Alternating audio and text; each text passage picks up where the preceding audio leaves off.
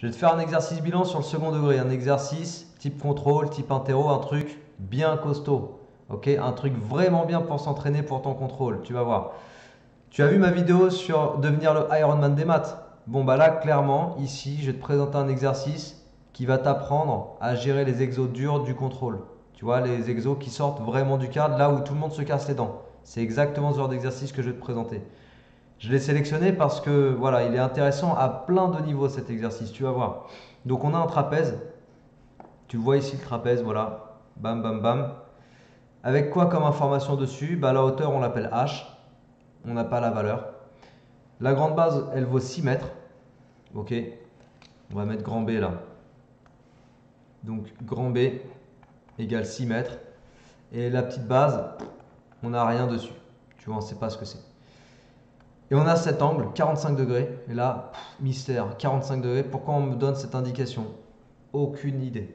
Donc on va se résoudre ça, tu vas voir, ça va faire appel à plein de petites choses. Notamment, en fait, si tu veux, il y a toute la recherche dans cet exercice, il y a toute la partie recherche des pistes de résolution. Et ensuite, à un moment donné, on termine l'exercice en résolvant une inéquation polynôme du second degré, tu vois. C'est un peu ça aussi le truc, c'est que le problème tourne à la fin autour d'une inéquation du second degré. Voilà, donc on va résoudre ça. Si tu aimes mes vidéos, si tu aimes ma façon d'expliquer, etc., n'hésite pas à t'abonner à ma chaîne et diffuse mon travail. Allez, on regarde ensemble, donc du coup, l'énoncé, déterminer les valeurs de H telles que l'aire du trapèze soit supérieure ou égale à 10 mètres carrés. C'est quoi l'aire d'un trapèze? Déjà, effectivement, ça commence par ça. Alors, si tu as un trapèze, bah ouais, parce que si tu sais pas l'aire du trapèze, c'est mort. On va pas aller bien loin.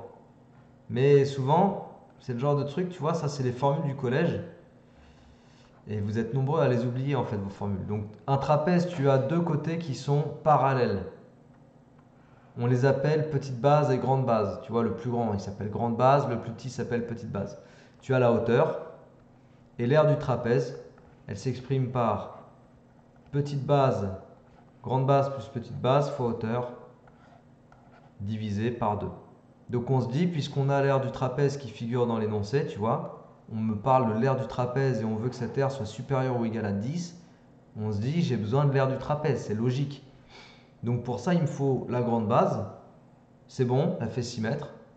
Il me faut la hauteur, bon bah c'est H, et comme on cherche les valeurs de H, on n'est pas trop inquiet, on peut garder H. Et il me faut la petite base. Et là, qu'est-ce qu'on prend pour petite base B? Eh bien, il faut chercher en fait d'abord une analyse géométrique, donc une analyse avec ta figure. Qu'est-ce que c'est que cet angle de 45 degrés? Qu'est-ce qu'il fout là, lui? Qu'est-ce qu'on peut rajouter sur cette figure? Bon, bah regarde. Regarde ce qu'on va rajouter. En rajoutant ça, ça change beaucoup de choses.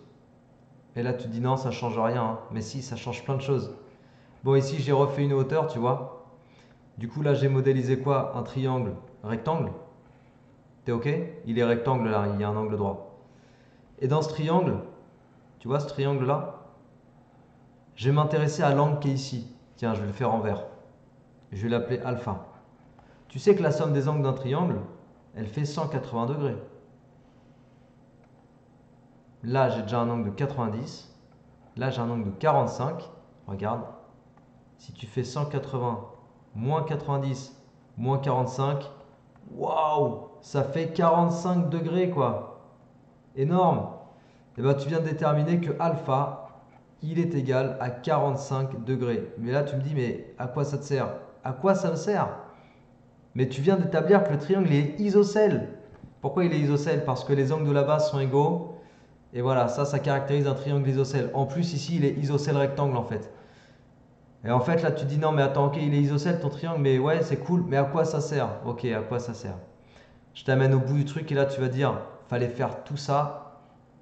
Ouais, fallait faire tout ça pour déduire que ici, là, du coup, ça mesure H.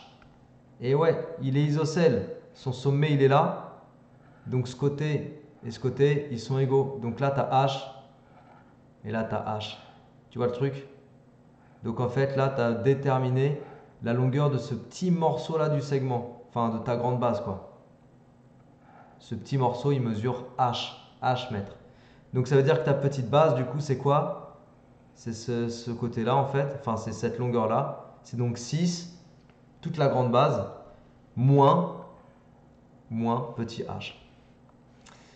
Et ben voilà, là tu as trouvé la petite base et là tu te rends compte que c'est chaud. Et ouais, c'est chaud, ça nécessite de réfléchir, tu vois. Je t'ai dit, si tu as vu la vidéo sur l'Ironman des maths et si tu as vu aussi la vidéo sur la nécessité du brouillon, l'importance du brouillon, tu as compris qu'en fait, pour faire un exo comme ça, il faut impérativement que tu bosses au brouillon. Si tu veux trouver directement la bonne réponse et écrire ça sur ta feuille, laisse tomber, c'est pas des maths. Ok? Il faut chercher au brouillon, il faut échouer. À force d'échouer, tu vas chercher et lutter. À force de lutter, tu vas réussir. Donc clairement ici, tu as vu, tu as toute cette analyse géométrique déjà au préalable qui est nécessaire pour ensuite pouvoir exprimer la petite base, 6 moins h. On a l'expression de la petite base en fonction de h. Avec ça, on va pouvoir carrément rentrer maintenant dans la résolution de l'exercice. Alors, avant toute chose, h est une hauteur. En général, quand tu as un exercice comme ça d'analyse géométrique avec une inconnue qui représente une caractéristique géométrique, tu t'intéresses à ses valeurs possibles. Vu que h est une hauteur, c'est une distance. Vu que c'est une distance ou une longueur, elle est forcément positive. Premièrement, donc h est un nombre réel positif. De plus, tu peux mettre positif ou nul si tu as envie, mais s'il est nul, c'est qu'il n'y a pas de hauteur, c'est qu'il n'y a pas de trapèze. De plus, la petite base là, qui est égale à 6 moins h, il faut qu'elle soit positive. Bah ouais, il faut qu'elle soit positive pour exister quoi. Donc ça veut dire que 6 moins h, puisque b égale 6 moins h, il faut que ce soit positif, ça veut dire que 6 est plus grand que h ou que h est plus petit que 6. Autre façon de le mettre en évidence, ce truc-là, bah c'est que h c'est ce petit morceau, mais ce petit morceau il peut pas être plus grand que la grande base. Ça c'est logique aussi, donc h ne peut pas être plus grand que 6. H est plus petit que 6. Ok? Super important. Ça veut dire que h finalement est un réel compris entre 0 et 6. Ça veut dire que ton étude géométrique, pour répondre à cet exercice, pour aller faire la résolution de cet exercice, elle se localise sur l'intervalle 0,6. Tu as vu, de façon autonome, on vient de poser notre intervalle d'étude. C'est énorme, non? On ne te demande pas souvent de faire ça. Je te dis, ça c'est un vrai exobilan, un vrai truc d'approfondissement. Clairement, là, je te montre un exercice éventuellement un peu difficile parce qu'il n'est pas guidé. Je ne l'ai pas inventé, hein, je l'ai pris dans un bouquin. C'est le genre d'exobilan sur lequel on veut te faire t'entraîner avant le contrôle. Bon, maintenant on va pouvoir aller regarder l'expression de l'aire du trapèze. Ok, donc l'aire du trapèze, je te remets la formule. Grande base plus petite base fois hauteur divisé par 2. Grande base, c'était 6 mètres. Petite base, c'était 6 moins h fois hauteur divisé par 2. 6 plus 6, 12.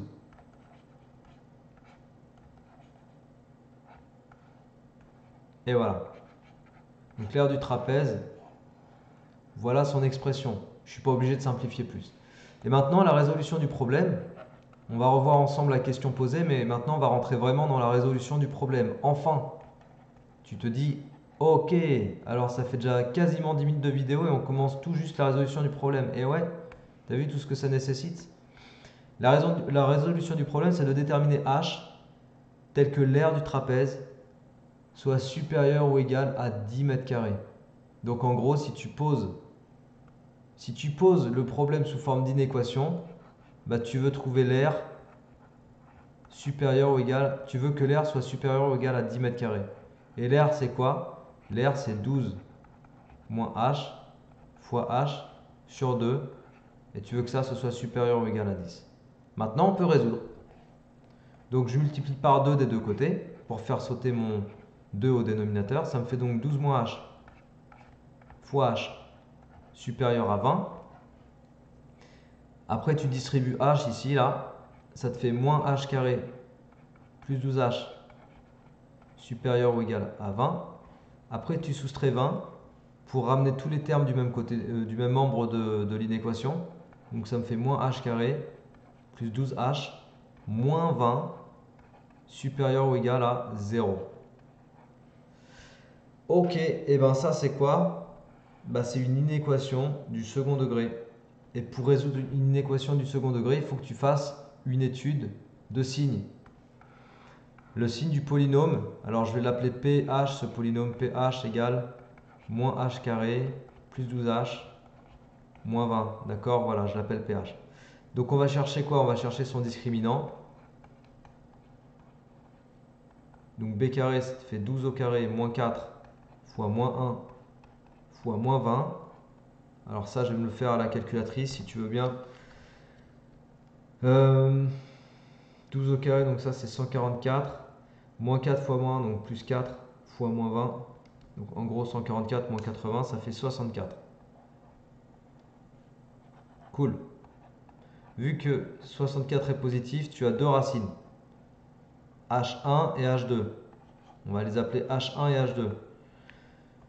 Remets-toi bien dans le contexte, hein. Je ne mets pas x1, x2, attention. H1, H2. Donc H1 moins B moins racine delta sur 2A. Bon, si tu fais le calcul, ça te fait moins 12. Racine de 64 égale 8. Donc moins 12 moins 8 sur 2 fois moins 1, moins 2. Ça te fait moins 20 sur moins 2, ça te fait 10. Moins 20 sur moins 2. Et après l'autre, ça te fait moins b plus racine carrée delta sur 2a. Donc ça te fait moins 12 plus 8 sur moins 2. Ça te fait moins 4 sur moins 2. Ça te fait 2. Ok. Donc tu vois, on est sur l'intervalle. Je t'ai dit tout à l'heure qu'on était sur l'intervalle 0,6. H appartient à l'intervalle 0,6. Ça veut dire déjà que tu constates que 10 n'appartient pas à l'intervalle. Tu as vu, il n'appartient pas à lui. Donc il ne figurera pas dans le tableau en fait. Bon, le tableau, tu vois, parce qu'on cherche à savoir quand est-ce que le polynôme est positif. Le tableau, on va le faire sur 0,6. La valeur 10, je vais la faire apparaître pour le début. Après, on va effacer. Donc les valeurs de h, ça va de 0 jusqu'à 6. 2, ça apparaît dans l'intervalle, tu vois. H2, là, c'est bien compris entre 0 et 6. Et 10, je le mets là-bas. Donc ton polynôme, je l'ai appelé P2H, tu te souviens? Ce polynôme-là. Parce que je veux savoir quand est-ce que P2H est positif, hein. Garde bien le contexte en tête. Donc ce polynôme, il est du signe de son coefficient A. Son coefficient A, il vaut moins 1. Il est négatif. Moins 1, pourquoi? Bah parce que, voilà, hein, moins 1 là. Moins 1. Donc signe de A, sauf entre les racines. Donc moins, moins. Et entre les deux racines, plus, plus. Ok? Donc là, je t'ai rempli le tableau complet en faisant apparaître le 10, justement pour que tu aies plus de facilité à remplir le tableau. Bon, ensuite, on a dit qu'on était que sur l'intervalle, pardon, on a dit qu'on était que sur l'intervalle 0,6. Regarde, c'est-à-dire que toute cette zone-là, je l'enlève. Voilà. Et qu'est-ce qu'il nous reste? Ben, il nous reste à répondre à la question, quand est-ce que ton polynôme est positif? Puisqu'on cherche à savoir quand est-ce qu'il était positif, là, supérieur à 0. Il est positif quand h est dans l'intervalle 2, 6. Voilà, donc l'ensemble solution, c'est 2, 6, borne fermée parce qu'on veut que ce soit positif ou nul. Voilà la résolution de ce problème. C'est-à-dire que si tu prends une hauteur h qui est comprise entre 2 et 6, alors tu auras une aire qui sera supérieure ou égale à 10 mètres carrés pour ce trapèze.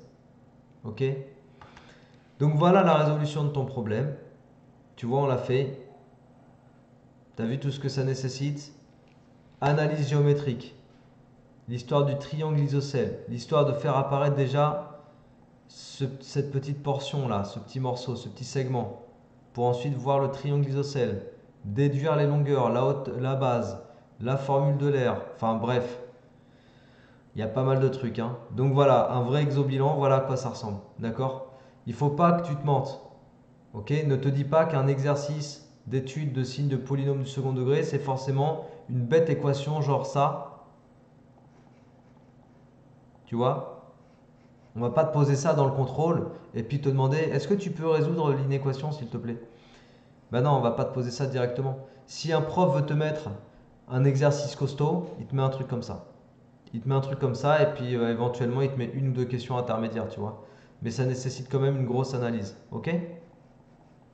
Voilà, donc je t'ai fait une résolution, comme ça tu peux t'entraîner, tu peux le refaire par toi-même. N'hésite pas surtout à le refaire, même si aujourd'hui tu n'as pas réussi à le faire tout seul, dans 2 jours tu le reprends, tu réessayes. À la fin tu vas comprendre, hein, t'inquiète pas. Voilà, allez, travaille bien, force à toi, motive-toi et à la prochaine. Ciao!